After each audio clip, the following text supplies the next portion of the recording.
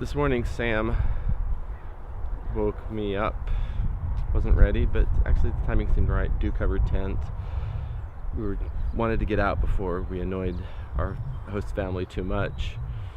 But as we're folding up our tents, they brought out some carrots for the horses, and then they offered us coffee.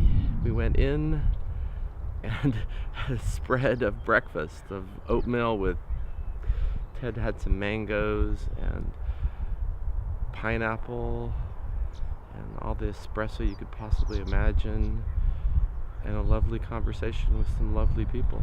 I expected nothing this morning, just to get out of here, and instead we were rewarded with everything.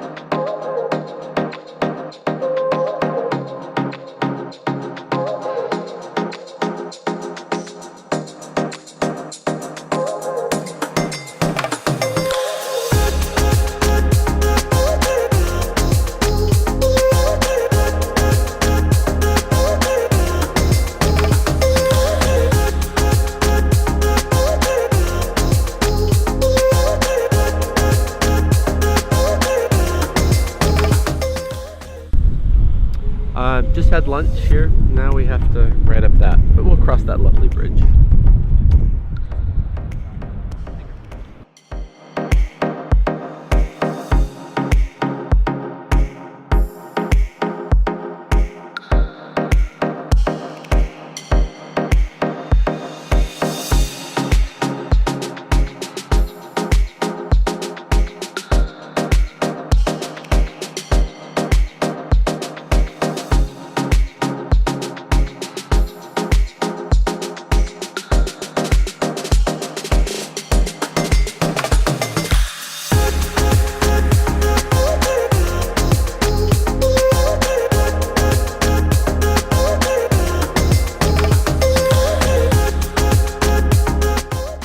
Found Ted a gift. What do you think are the odds? The odds are that you will wear it 100 or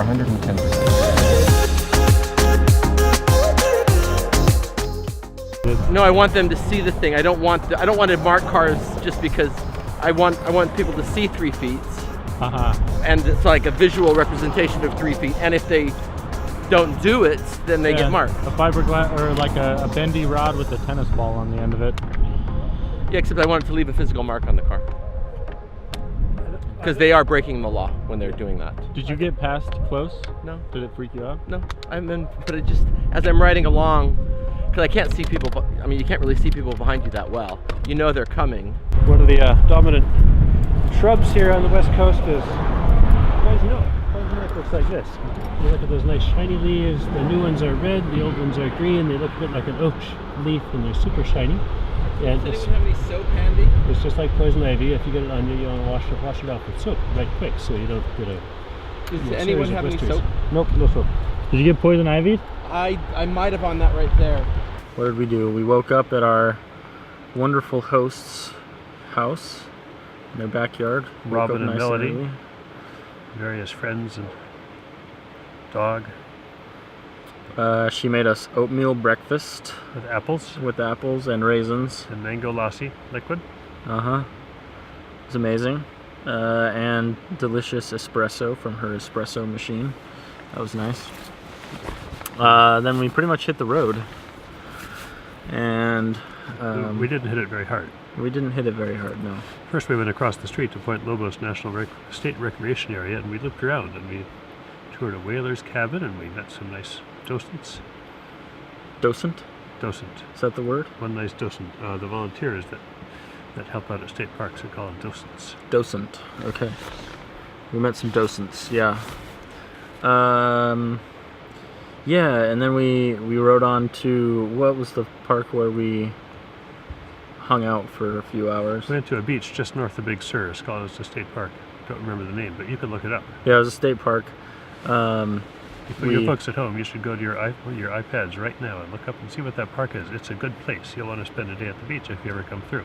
Yeah. Like we did. It was quite windy, but still pretty nice. And I saw, did I tell you that I saw a wildcat?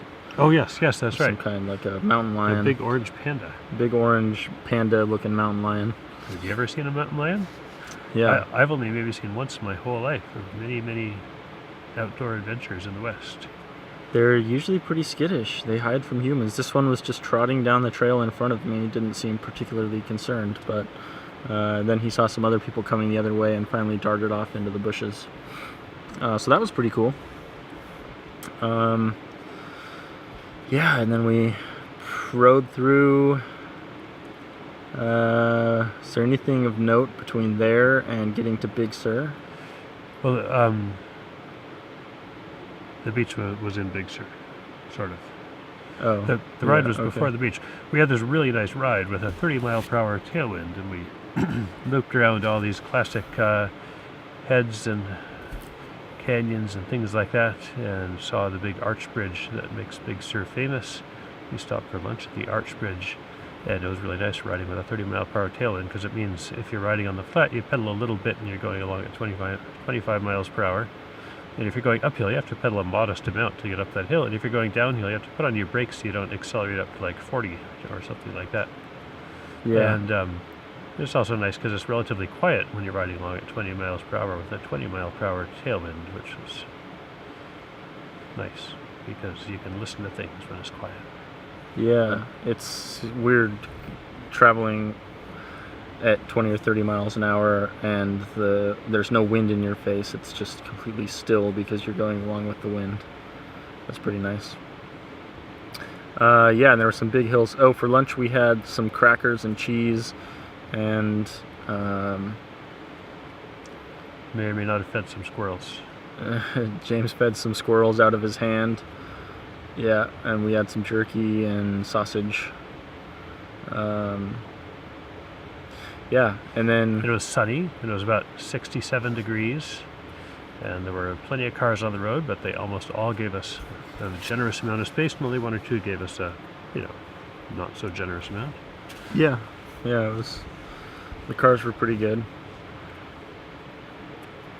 And then we made it to, what's this campsite? This is Pfeiffer Big Sur State Park. It's sort of in the middle of the town of Big Sur, which is stretched out over 2 or 3 miles. And how did this spot we're in come about? We're in Site 174. I guess 2 days ago, was that all it was? Yeah. Yesterday morning when we left our friend's house, my friend Chad's house at Pacific Grove City. Chad's wife Tracy and their 2 kids, and Chad's wife Tracy's friend Julie and her 2 kids were all piling little cars and going down to go camping at Big Sur. And they said, if you get down, you can join us. We said, oh, it'll take us a couple of days, and who knows. And then we were rolling up to the state park, and there was a long line of cars, and we were passing the cars on the left, because that's what you do if you're on a bicycle approaching a state park. You just pass all the cars light up. And somebody was looking at us, and I sort of looked at her, and I asked her if she worked here, and James said, no, that's Tracy's friend. And I said, oh yes, of course. And he said, hey, is that offer still open to stay with you? And she said, well, yeah, we're at site number 174. Come on by. So he said, okay, cool.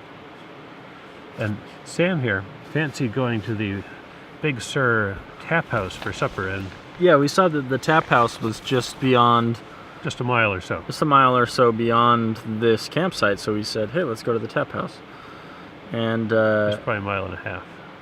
yeah, as soon as we got past the campsite, once we figured out our accommodations, we continued on and realized that it was a huge hill. About how much did we climb? 1,000 feet? Yeah, it was 300 meters, which is just shy of 1,000 feet. So, Yeah, within a mile and a half. and we It was- probably started at 100 feet. So we did an 800 or 900 foot climb, just sort of out of the blue, loaded with our fully loaded touring bikes, without thinking that we should unload the touring bikes before climbing the hill just to go up for dinner and come back. Yeah, not too far up the hill, Ted and I realized, there's a restaurant at the bottom of the hill, and the food is probably just as good down there. We should go to the bottom of the hill and climb this hill tomorrow. But James had already taken off at warp speed all the way up the mountain, so we had no choice but to follow him up to the top. We did halfway up ditch our heavy gear in the bushes and rode up to the top and had dinner at the tap house, which was delicious. That was pretty good. Yeah, we had pulled pork sliders, pulled chicken sandwich. You had fish tacos. We had chips, potato chips and chips and salsa, and plenty of beer. Yeah, it was great. And then there was some debate about whether we should actually go back down the hill. Because we'll have to go back up it again tomorrow if we go down it. Yeah, probably the biggest hill of the trip, I'm thinking. Unless we have to bypass that slide, and then there's much bigger hills. Yeah, okay. Let's hope that doesn't happen. I like hills, but I don't have a very low gear, so I don't especially like it. Yeah, so we made it back to campsite 174. It's now, I don't know what time. 9:47. 9:47 or so. And I'm feeling pretty tired. I'm probably going to pass out pretty quick. What about you? Yeah, I think so too. Nice. So tomorrow, day 4, and tomorrow's going to be a long day. We expect we have to go about 40 miles. 47. 47. And we'll have a slight tailwind instead of a generous tailwind. Hopefully not a lot of big hills. One big hill up at the beginning, and some medium-sized hills towards the very end. So. And tomorrow we will be passing through the closed road section, which we understand that the security guard leaves after 6 p.m., and then we can go to where the road is closed and get through that section. And if we can't, we have to go 35 miles around up a big mountain. Yeah. So we'll see how that goes. Tomorrow's going to be an exciting, adventurous day. So we'll see you then.